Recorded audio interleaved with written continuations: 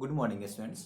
Actually मैंने आपको जो फर्स्ट चैप्टर में बताया था, इससे पहले वाला जो आपका फर्स्ट लेक्चर था उसमें मैंने आपको बताया था फर्स्ट क्लास में कि चैप्टर फर्स्ट के बारे में बताया था, न्यूट्रिशन इन प्लांट्स। प्लांट्स में कैसे न्यूट्रिशन होता है, उसके प्रॉपर मेथड्स क्या क्या होते हैं, कंप्लीट उसका प्रोसीजर क्या होता है। ठीक है जी। उससे आपका न्यूट्रिशन करने के लिए क्या क्या चीज़ की रिक्वायरमेंट होती है, एसेंशियल गुड्स क्या क्या होते हैं, है ना। तो अब हमें इसमें वो आपका बायोलॉजी का टॉपिक था, तो हमें क्या करना है, सिलेबस बिल्कुल कंप्लीट करना है। इस लॉकडाउन पीरियड में कंप्लीट हो नहीं पा रहा है, तो हमें किसी न किसी तरीके से मैनेज तो करना पड़ेगा। ठीक है, तो आपका जो फर्स्ट चैप्टर एक बायोलॉजी का हो गया। अब यह मैं आपको ये फिजिक्स से स्टार्ट कर रहा हूँ। फर्स्ट चैप्टर ये आपका जो फिजिक्स का पहला चैप्टर है, आपके बुक में चैप्टर 13 में वो मेंशन है, मोशन एंड टाइम। ठीक है जी, ये पढ़ लेते हैं। मोशन एंड टाइम, एक्चुअली इसका मतलब क्या होता है? मोशन का मतलब ही होता है कि when we move from one place to another place, that is called motion. जब हम क्या करते हैं, मोशन करते हैं, मूव करते हैं। जब हम एक जगह से, हम यहाँ पे हैं और यहां से यहाँ ए से बी तक चले गए, तो हमने क्या किया, यहां से यहां तक मोशन किया, मूव किया, बस। मोशन का मतलब हो गया moving, to move from one place to another place, that is called motion. अब मोशन के लिए आपका क्या क्या चीज जरूरी होता है? अगर मोशन में किया, इसके साथ साथ क्या क्या फर्क क्या पड़ा, मोशन में क्या क्या चेंजेस होगा टाइम के रिस्पेक्ट में। कहीं ना कहीं टाइम का और मोशन में एक दूसरे में क्या होता है, रिलेशनशिप होता है। मोशन में और टाइम में एक रिलेशनशिप दोनों के बीच होता है। क्या रिलेशनशिप होता है, हम कैसे डिफाइन करेंगे, इसके बारे में पढ़ना है हमें चैप्टर में। तो पहले एक बार पढ़ देख लेते हैं कि जो मोशन होता है, सिंपली अभी समझ में आ गया मोशन क्या होता है। One place to another place जब हम मूव करते हैं, जब कोई भी बॉडी, चाहे हम हैं या कोई भी हो, जब वो एक जगह से दूसरे जगह, हम वो क्या हो रहा है, मूविंग हो रहा है, इसका मतलब वहां पे क्या हो रहा है, मोशन हो रहा है। मोशन को टाइप सिंपली पढ़ेंगे, there are two types of motion. The first one is uniform motion and the another one is that is non uniform motion. Types of motion, ये सिंपली हम ऐसे लिख देते हैं, motion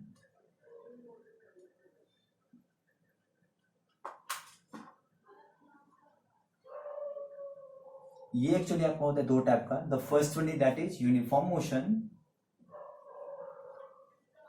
uniform motion, and the another one is that is non uniform motion.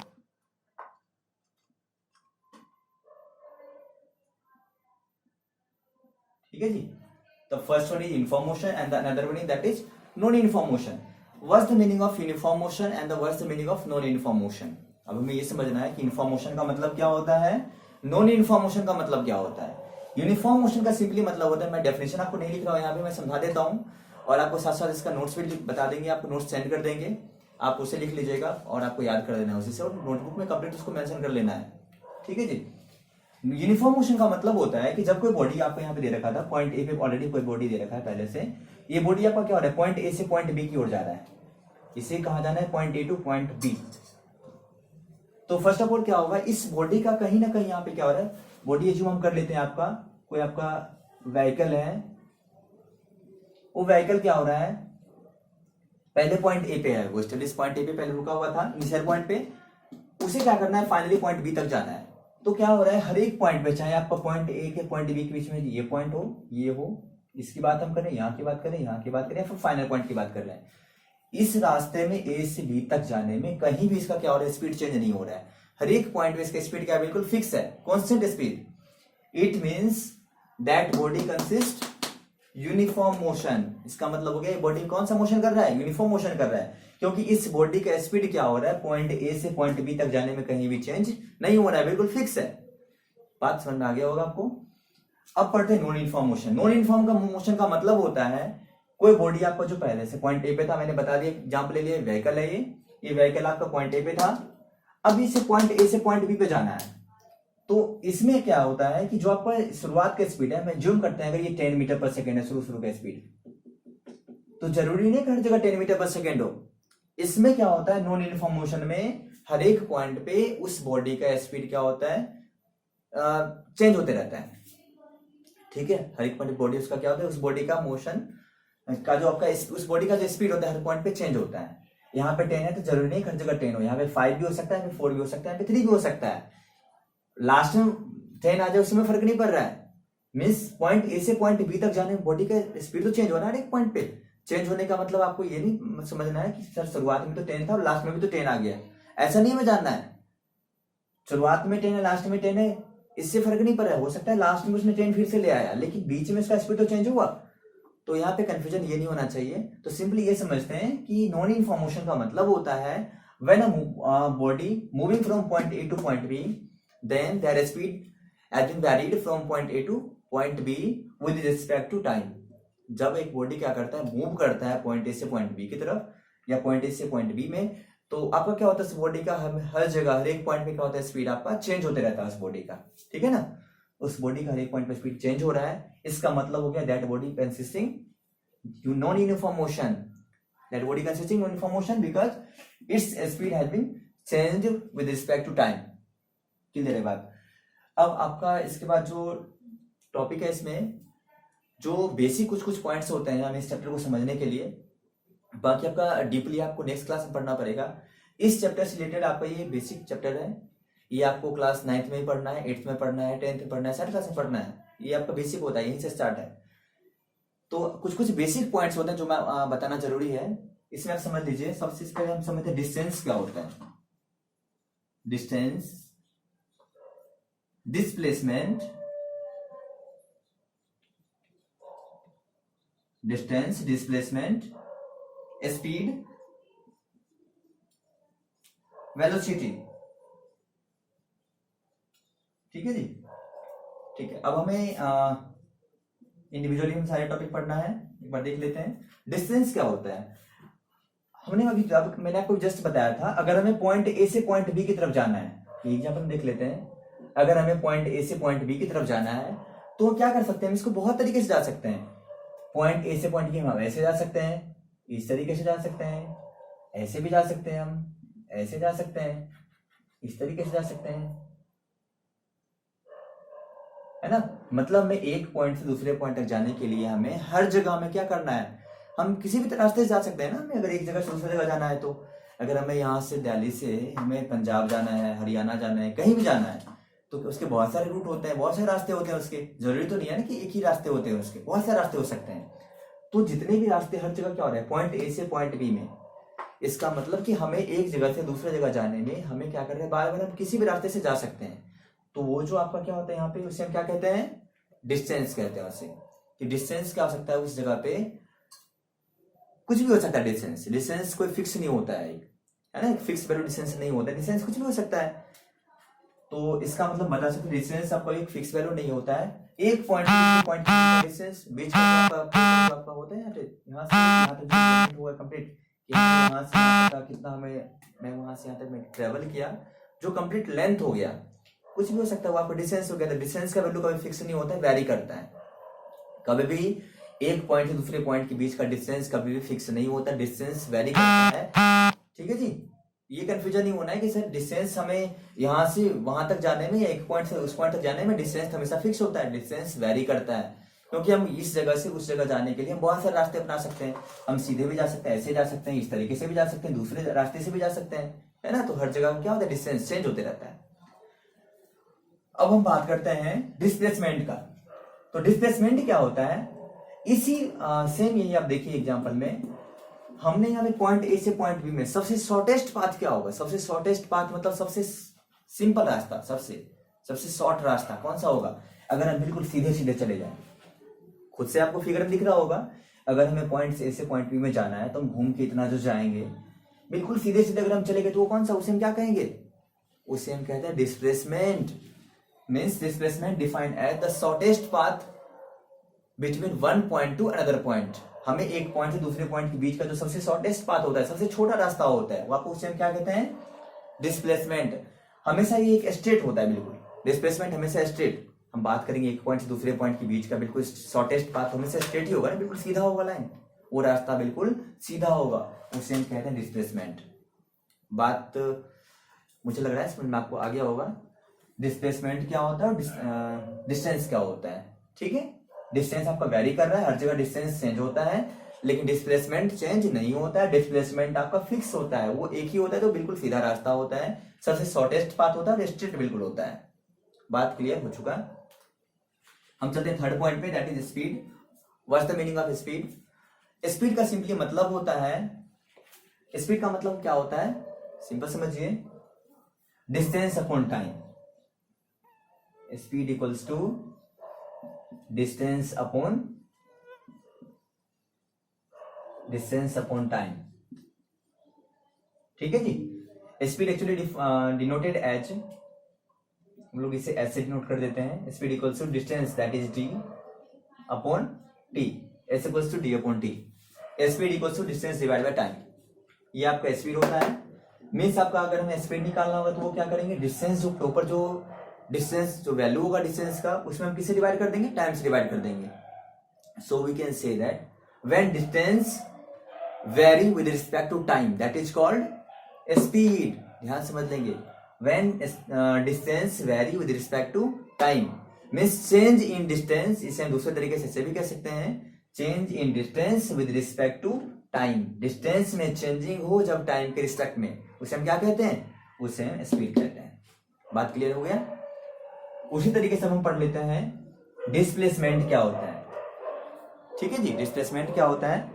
तो आपका जो displacement होता है वो होता है, मैंने अभी जस्ट बताया था, शॉर्टेस्ट पाथ होता है। तो डिस्प्लेसमेंट को डिफाइन के लिए हमें पढ़ना पड़ेगा, उसके लिए सबसे पहले हमें पढ़ना पड़ेगा डिस्प्लेसमेंट। अगर देखा हमें पॉइंट ए से पॉइंट बी की तरफ जाता है तो डिस्प्लेसमेंट क्या होता है, ये मैंने आपको बता ही दिया था। वेलोसिटी में पढ़ना है, वेलोसिटी क्या होता है। जो वेलोसिटी होता है, वेलोसिटी आपका डिफाइन होता है डिस्प्लेसमेंट के थ्रू डिफाइन होता है। वेलोसिटी डिफाइन होता है किसके थ्रू, डिस्प्लेसमेंट के थ्रू, सबसे शॉर्टेस्ट पाथ के थ्रू डिफाइन होता है। कैसे डिफाइन होता है मैं बता रहा हूं अभी। डिस्प्लेसमेंट इक्वल्स टू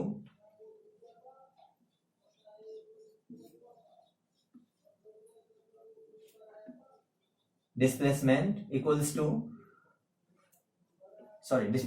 तो मैंने अभी जस्ट बोला था डिफाइन ही करते हैं इसको। हमें तो बताना है वेलोसिटी क्या होता है।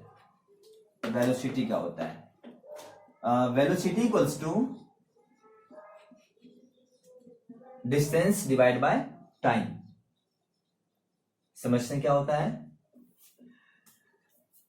वेलोसिटी को v से डिफाइन करते हैं, v इक्वल्स टू डिस्प्लेसमेंट, इसे भी ऐसे बोलते हैं, s हो गया आपका s upon t, displacement divide by time.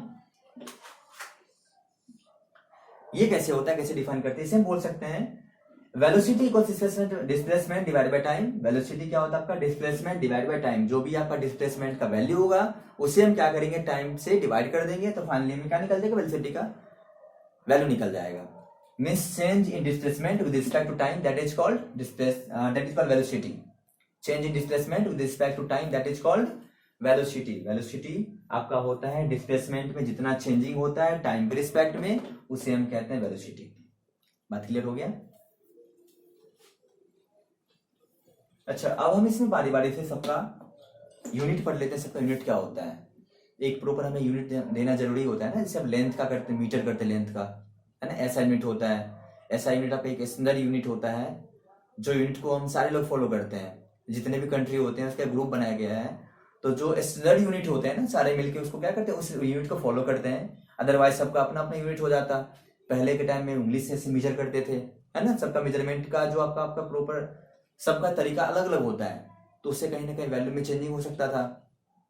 तो एक्यूरेसी मेंटेन करने के लिए फाइनली क्या किया गया, एक यूनिट लिया गया, ठीक है, जिसे हम लोग कहते हैं ऐसा यूनिट। मैंने भी ऐसा यूनिट भी बता दिया, चलिए वो भी आप समझ लीजिए। आपकी क्लास में तो नहीं है लेकिन एक बार देख लीजिए आप,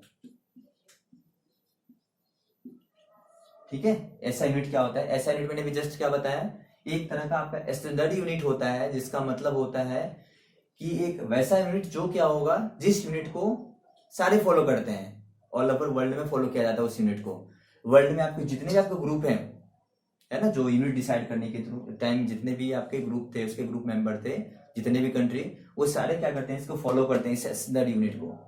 इसे हम कहते हैं ऐसा यूनिट कहते हैं। तो ऐसा यूनिट आपका क्या होता है मैंने भी बता दी जस्ट। अब हम बारी बारी से सबका ऐसा यूनिट पढ़ते हैं। लेंथ का क्या होता है ऐसा यूनिट, लेंथ का होता है ऐसा यूनिट आपका मीटर, ठीक है ना। इसे हम स्मॉल m से नोट करते हैं, लेंथ हो गया मीटर। डिस्टेंस, लेंथ आपको वही डिस्टेंस यूट हुआ, लेंथ, लेंथ क्या हो गया, डिस्टेंस हो गया। तो हम ऐसे लेंथ नहीं लिखे, इसको सिंपल डिस्टेंस लिख दीजिए, कोई दिक्कत नहीं है ना। डिस्टेंस हो गया आपका, सिंपली किसमें होता है, ऐसा यूनिट का क्या होता है, मीटर होता है, क्योंकि डिस्टेंस हो लेते वो भी एक तरह का लेंथ ही है। तो चाहे वो डिस्टेंस हो या डिस्प्लेसमेंट हो, वो क्या होता है, लेंथ होता है। एक जगह से दूसरी जगह का प्रॉपर लेंथ होता है, चाहे हम ऐसे लेंथ ले लें या बिल्कुल सीधा सीधा लेंथ लें।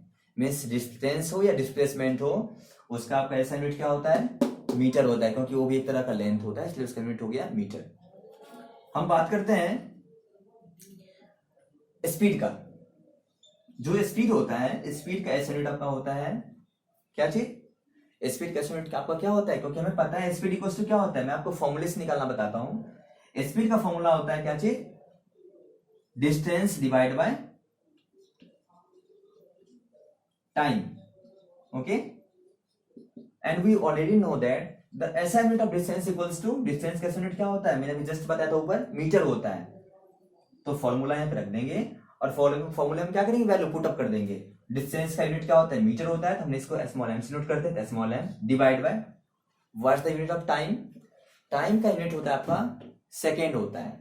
टाइम का ऐसा यूनिट क्या होता है? सेकेंड। मैं टाइम का भी लिख देता हूं यहाँ पे कि टाइम का जो ऐसा यूनिट होता है आपका सेकेंड होता है, दैट इज एस। ये ऑलरेडी आप लोग क्लास 6 में पढ़े होंगे, small M divide by S. ठीक है, स्मॉल एम का मतलब हो गया ये आपका डिस्टेंस का होता है यूनिट, और एस आपका क्या हो गया? सेकेंड। सेकेंड किसका होता है? टाइम का होता है सेकेंड। इसको हम ऐसे लिख सकते हैं मीटर पर सेकेंड। आई थिंक आपको समझ में आ गया होगा, मीटर पर सेकेंड या मीटर पर ऐसे नोट कर देंगे इसको। ठीक है, ये किसका होता है? स्पीड का आपका ऐसा यूनिट होता है। उसी तरीके से हम बात करते हैं वेलोसिटी की। तो वेलोसिटी का क्या होता है आपका? Velocity equals to, we already know that velocity equals to displacement divide by time, change in displacement with respect to time. Displacement मैंने कैसे बोला था? S upon T. और डिस्प्लेसमेंट का मैंने बताया भी था आपको, डिस्प्लेसमेंट हो या डिस्टेंस हो, है क्या वो? एक तरह का लेंथ होता है। तो लेंथ का यूनिट क्या होता है? मीटर होता है। तो आपका हो जाएगा यहां भी मीटर पर सेकेंड। क्लियर है बात? मीटर पर सेकेंड, या ऐसे सिंपल बोलेंगे इसे शॉर्ट में, मीटर पर सेकेंड। ठीक है, ये आपका हो गया वेलोसिटी का। तो आपको समझ आ गया होगा ऐसा यूनिट कैसे मेजर करते हैं। आपको अगर फॉर्मूला याद, अगर आप ऐसा यूनिट भूल भी गए, लेकिन अगर आपको फॉर्मूला याद है तो आप कंप्लीटली निकाल सकते हैं। कोई वो रटने की बात नहीं, तुम रट लियो इसको, रटना नहीं है, समझ के हमें फॉर्मूला निकाल लेना है ऐसे। ठीक है, उसका जो फॉर्मूला से, फॉर्मूला के थ्रू हम प्रॉपर्ली उसका यूनिट हम मेजर कर सकते हैं। तो आई थिंक आपको ये क्लियर हो गया होगा। और जो भी चैप्टर में कुछ रह गया तो आपको नेक्स्ट क्लास में बता दिया जाएगा, और क्वेश्चन आंसर भी आपको नेक्स्ट क्लास में हम सेंड कर देंगे। ठीक है जी, कोई प्रॉपर जो भी आपको इस चैप्टर में कहीं भी आपको कुछ भी डाउट हो तो आप मैम से मेरा नंबर ले लीजिएगा और मेरे से कॉन्टैक्ट आप कर सकते हैं। ठीक है जी, थैंक यू।